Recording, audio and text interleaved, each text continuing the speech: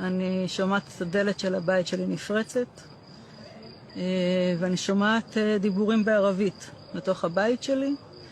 אני מנסה להחזיק את דלת הממ"ד, שהם לא הצליחו לפתוח, אבל כמובן ש6 מחבלים שהיו בתוך הבית שלי הצליחו לפתוח את הדלת. הם ירו כדור אחד על הדלת כדי לפתוח.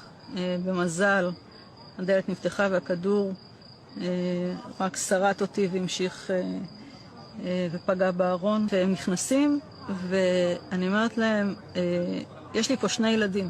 הדבר הראשון שאני אומרת להם, בעברית? לא, באנגלית. הם מסתכלים ואז אחד אומר לי באנגלית, אל תדאגי, אני מוסלמי, אנחנו לא נפגע בכם. זה תפס אותי מצד אחד בהפתעה, מצד שני זה הוריד לי הרבה לחץ. וישבתי עם הילדים שלי, והמחבלים הביאו כיסא מהפינת אוכל. היה מחבל חמוש כל הזמן איתנו בממ"ד, והשאר מסתובבים בבית. אחד מהם רואה על השיש בננות, אומר לי, אפשר לאכול אחת? אמרתי לו, כן, אתה יכול לאכול אחת. 2.